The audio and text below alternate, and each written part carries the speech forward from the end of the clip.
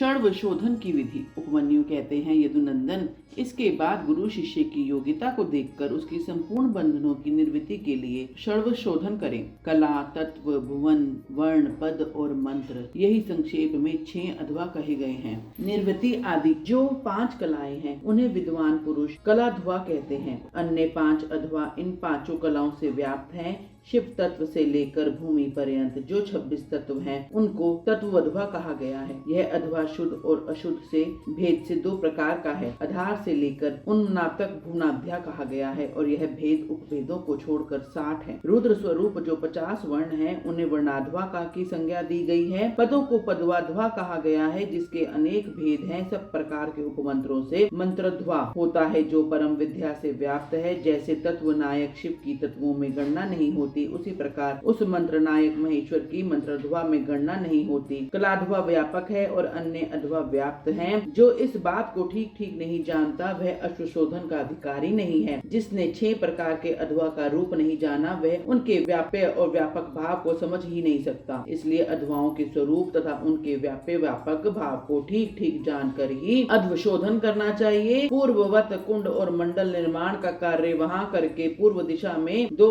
हाथ लंबा चौड़ा कलश मंडल बनावे। तत्पश्चात शिवाचार्य शिष्य सहित स्नान और नित्य कर्म करके मंडल में प्रवेश को हो पहले की ही भांति शिव जी की पूजा करें। फिर वहाँ लगभग 4 सेर चावल से तैयार की गई खीर में से आधा प्रभु को नैवेद्य लगा दें और शेष खीर को होम के लिए रख दें। पूर्व दिशा की ओर बने हुए अनेक रंगों से अलंकृत मंडल में गुरु 5 कलशों का स्थापना करें। 4 को तो चारों दिशाओं में रखें और 1 को मध्य भाग में। उन कलशों पर मूल मंत्र के नमः शिवा इन 5 अक्षरों का बिंदु और नाद से युक्त करके उनके द्वारा कल्प विधि का ज्ञाता गुरु ईशान आदि ब्रह्मों की स्थापना करें। मध्यवर्ती कलश पर ओम नमः ईशानाय नमः ईशानाय स्थापयामि कहकर ईशान की स्थापना करें। पूर्ववर्ती कलश पर ओम नमः तत्पुरुषाय नमः तत्पुरुषम स्थापयामि कहकर तत्पुरुष की दक्षिण कलश पर ओम शिव अघोराय नमः अघोरम स्थापयामि कहकर अघोर की वाम या उत्तर भाग में रखे हुए कलश पर ओम वाम वाम देवाय नमः वाम देवहम स्थापयामि कहकर वामदेव की तथा पश्चिम के कलश पर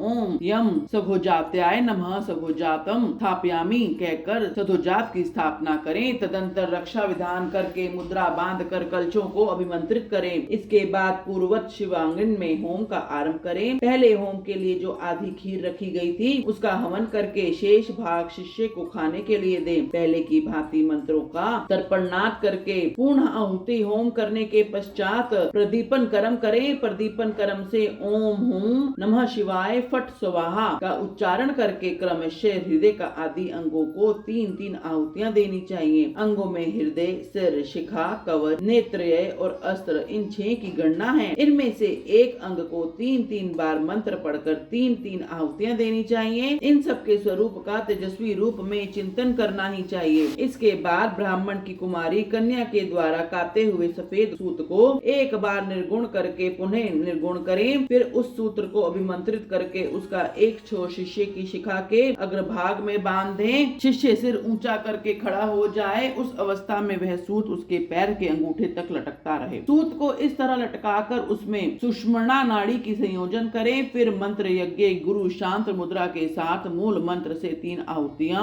का होम करके उस नाड़ी को लेकर उस सूत्र में स्थापित करें। फिर पूर्ववत फूल फेंक कर शिष्य के हृदय में ताड़न करे और उससे चैतन्य को लेकर 12 आहुतियों के पश्चात शिव को निवेदित कर उसे लटकते हुए सूत्र को एक सूत्र के साथ जोड़ें और हुम फट मंत्र से रक्षा करके उस सूत्र को शिष्य के शरीर में लपेट दें। फिर यह भावना करें कि शिष्य का शरीर मूल त्रयमय पाश है। भोग और योग्य तत्व ही इसका लक्षण है। यह विषय, इंद्रिय और देह आदि का जनक है। तदंतर शांतियता आदि 5 कलाओं को जो आकाश आदि तत्व रूपणी है उस सूत्र में उनके नाम लेकर जोड़ना चाहिए। यथा व्योम रूपणी शांति कलाम योजयामी, वायु रूपणी शांति कला योजयामी, तेजो रूपणी विद्या कला योजयामि, जल रूपणी प्रतिष्ठा कलाम योजयामि, पृथ्वी रूपणी निर्वत कलाम योजयामि इति।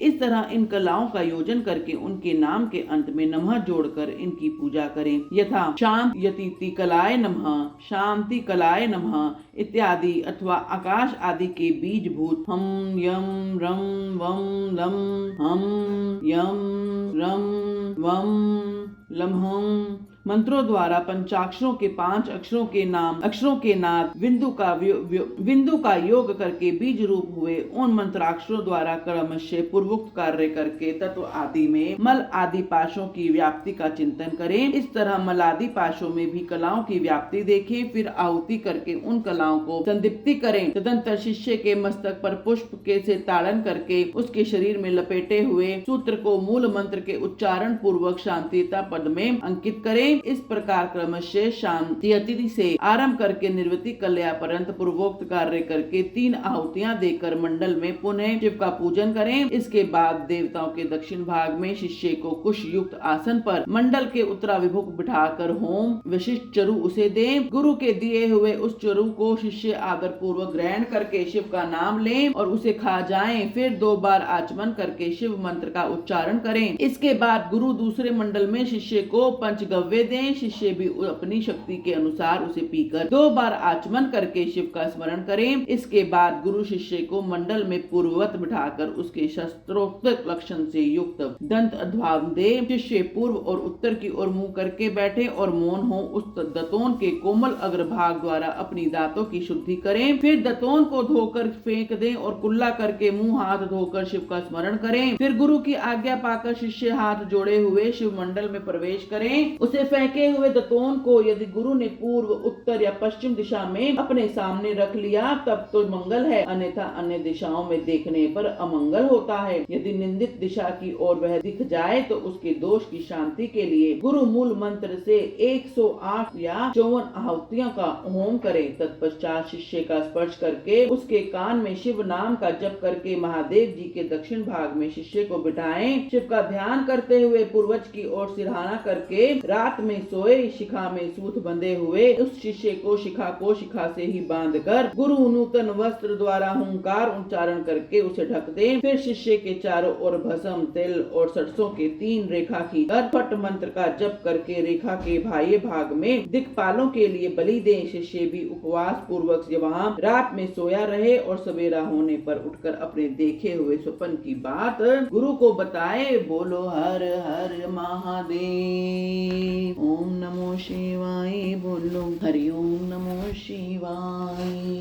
शिव दर्शन को आए। बोलो हरि ओम नमो शिवाय।